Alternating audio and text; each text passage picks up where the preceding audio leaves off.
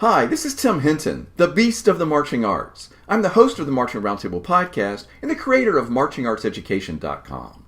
Thanks for being here at our YouTube channel. We hope you'll subscribe so you can see exclusive live interviews, plus excerpts from podcasts, webinars, and interviews from live events. This is really the best way to find out what you might want to go back to our website and see an entire conversation.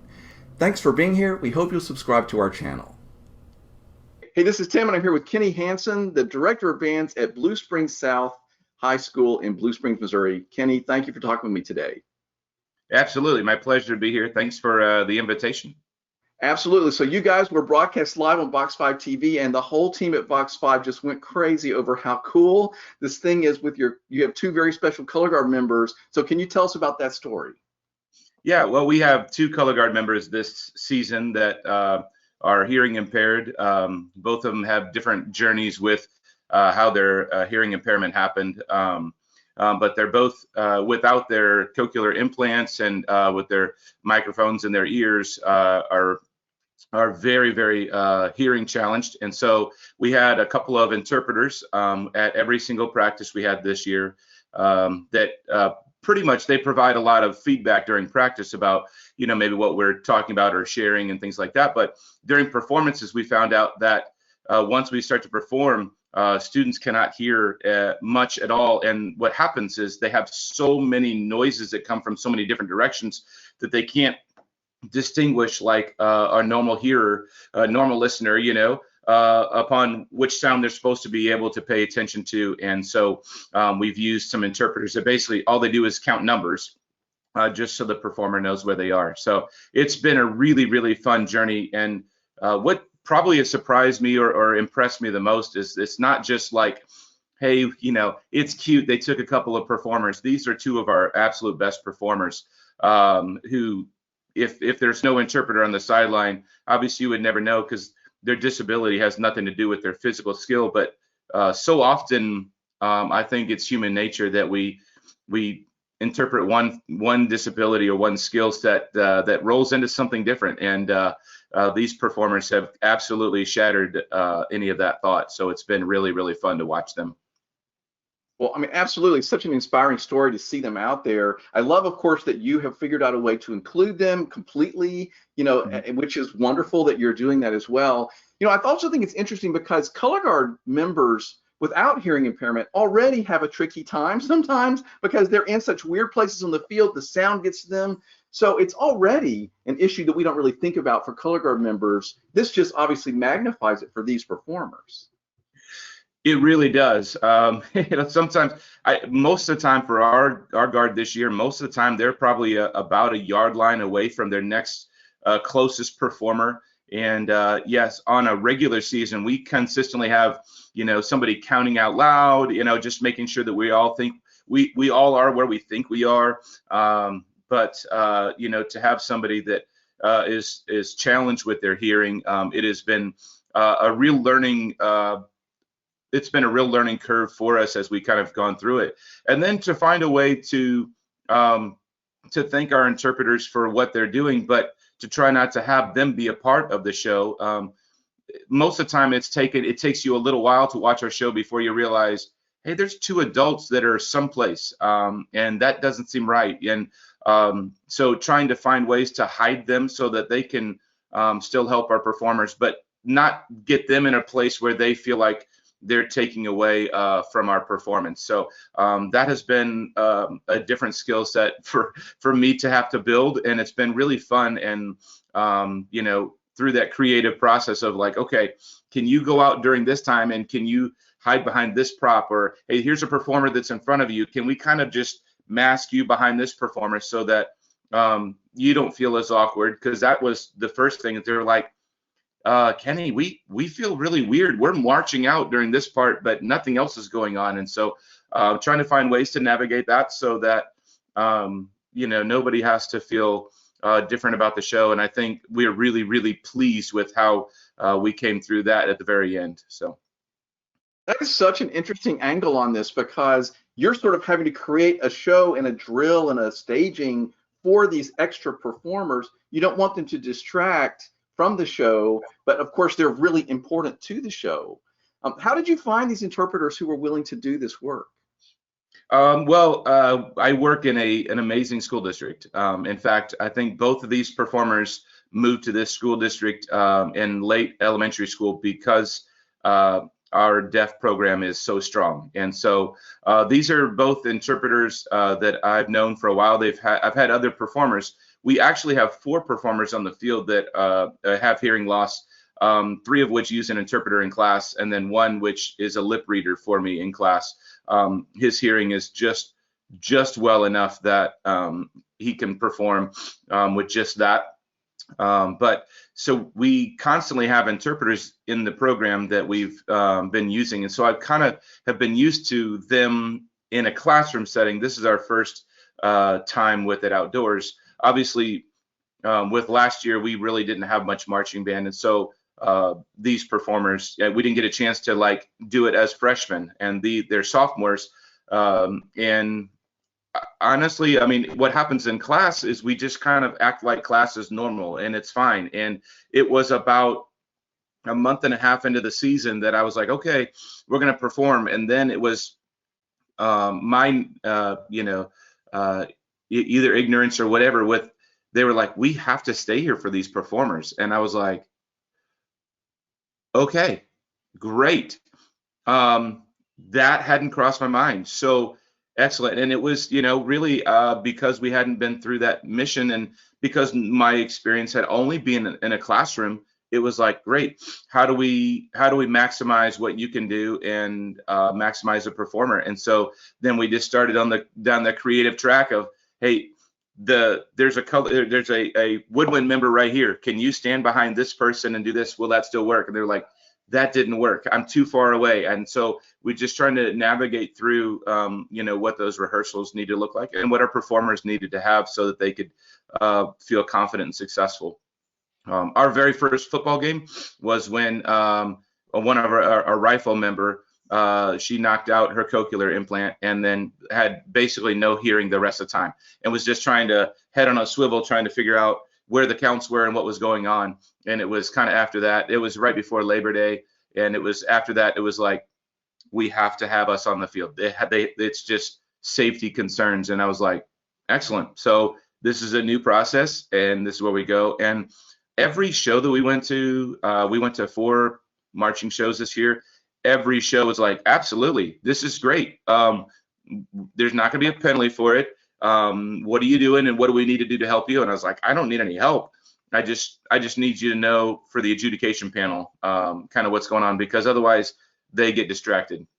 We hosted our own show, and it was at my own show that I realized, one of my own people that I hired, I didn't tell them that we had interpreters on the field. And literally in the middle of the show, they're like, there's an adult on the field, and I hope all the performers are okay. And I went, I've got to make sure I tell everybody, because everybody is fine. This is a part of our process and our show this year.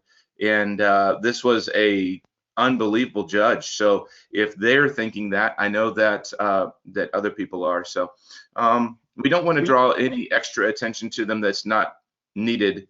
But we definitely want to make sure that everybody understands that these are just 2 really, really fantastic people that have a slightly different need while we perform. Yeah, I love that you explained that process, because this is sort of like a new thing that's happening in our activity, where it's appropriate to sort of let the judging panel know, okay, here are, special students with, disabled students or whatever, that just to make them aware. It makes perfect sense. And I love that everybody's been so accommodating, of course. But the other thing too, Kenny, that's so cool is band people, like, we just make it work. You know what I mean? Like, we figure out a way. We're going to get every student out there. We're going to make sure we support them every way they need. And this is a great story about that. I mean, you made it work in your show. You made it work for those students. You made it work for those interpreters. You made it work for the judges. Like, you're just taking care of it. Isn't that what we do? Especially Exactly. when we find people who are hard workers, and they weren't looking for a handout. They weren't looking for the reason to be special. They actually were trying to be like everyone else. And so as a teacher, and I would hope that all of my colleagues would feel the same way. Like, yes, absolutely. How do we make this work for you? so that you are as comfortable in your performance as anybody else. And listening to the two students share their kind of reaction to the season, both of them feel so much more loved by a community of people. Of course, that's what band is. It's just giant organization, but you find all these extra friends. But both of them honestly have so much more confidence about who they are because they were a part of something that maybe 10 years ago or 5 years ago, or something that maybe they were encouraged not to do it. Maybe there was some roadblock that was put in their way, but now these two performers feel great about their performance. They feel great about their own confidence about who they are. And that's what we're trying to build. I mean, music is our device. We're trying to build really great people. We're trying to build great citizens who are respectful of themselves and respectful of other people. And this is just, it's just another opportunity for us to showcase. That's what we do. Music is that's our conduit to make it happen. But this is our goal. Right, and like you've shown those two students what's possible. You've actually shown every student in your band what's possible. In fact, you've shown your whole community what's possible. And then, Kenny, I would say, by us seeing this on the broadcast on Box 5 TV, like you've shown everybody what's possible. So like this is a very powerful story, and the fact that you have taken care of these students in this way has huge ripple effects. And that's why I wanted to talk to you, just mainly to say thank you and to share the story, because this is a very powerful thing. I do. It was about, like I said, about the first time we had our home football game and we realized our performers need something different from me. It was a nice pivotal moment for me, because it was, okay, how do we make sure that I'm as great as a teacher for these students as I can for anybody else? And there's no reason that we can't find ways to have any performer that wants to perform with us be a performer. And I know that it's a competitive activity, absolutely, and we want to be great. And you wouldn't want to put a performer out there that knows that they're taking away from the competitive aspect of what we're doing. But this is far more important than any competitive thing that we do. This is about music, and it's about coming together, and it is about like I said, a community of people who just know and respect differently now.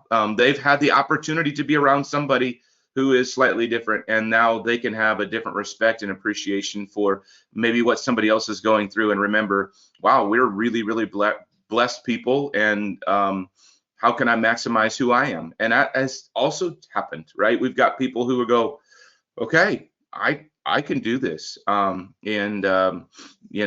think that's just our global mission, to do those things. And I think it hit me when I shared this with Music for All folks. I talked with James Stevens there, and he shared quickly, like, we've had some other things, but you will be a trendsetter in this, because you're the first person that we know of that is going to be at this scope with 2 interpreters, and how we do it might be important. And I was like, that was a weight I wasn't ready to have, but it was definitely a weight I was proud to lift and wear and carry, because how do we do it the best we can to make sure that we are doing right by the performer? And so having those conversations were enlightening for me. But it is, I think it's just what we do. It's just what we do. I think it's great. I mean, you are showing people what is possible, and this is what we want to do as educators for our students and our band families all the time. I did a story with the 2 students in the Forney High School band. One's in a wheelchair in the drill, and one is a blind flute player on the sideline. And it's like they are completely integral and important to the show, like any other member. So all of these are examples of what is possible, and I appreciate you doing the extra work that it required to, like I said, take care of these students and include them, and it's really inspiring. Yeah. Well, I honestly remember seeing a couple of students in wheelchair moments and things like that, and I actually have a brother who's in that spectrum of things. He's mentally handicapped, and he's been. I'll fall apart here in a second, but so let me try to stay on track. But he is a total inspiration to me with what he does, and how he continues to compete even at over 50. He's still bowling and track and field and all kinds of things, and there's such a can-do attitude that luckily that has been a part of my life, so that when these little things come up, this wasn't a huge obstacle to me. This was nice and easy. Right. But finding ways for us to go, yeah, absolutely. Music is not an exclusive thing. This is an inclusive activity, and we will find ways. And but making sure that you do it as dignified as you can, so that they know that they are absolutely a part of what it is, so that if they're missing, we miss them, and yet that they don't do anything to detract from the activity that's at hand. And I think that's really what we have to consider and what we have to think about. And what was probably put on my plate that I might have had the most struggle with early on was, how do I do this so that we don't bring any attention to them that's not deserved, that we let their performance be the performance. And we did that the best we could this year. And maybe we have some new ideas. I'm hoping both of them are back for at least a couple more years, and maybe this starts a trend where we have somebody that's in our performance ensemble that has these kinds of skills, and that we can showcase that it's not just these two. There's lots more. Well, like I said, you're a trailblazer, and I appreciate the work that you did around all of that. And, there are all kinds of students in all kinds of situations with all kinds of special qualities that we have to address, and we're learning to do that. And so you're a great example of it. Kenny, thank you for talking to me, and congrats to your band, for great success, and thanks for taking care of these students. Well, I just appreciate you letting me come on here and talk about two great people, and hopefully, if this just kind of inspires somebody else. I'm easy to reach. My email is real simple, and K Hansen. My last name has an E in it, so at bssd.net. They're welcome to reach out and find out some things, because it's a fun navigation of how to champion our kids. So. That's fantastic. And if anybody wants to try to reach him, you can, of course, contact me at Marching Arts Education as well. Kenny, thanks for talking to me. Wonderful job. Thank you. Thank you so much. Appreciate you today.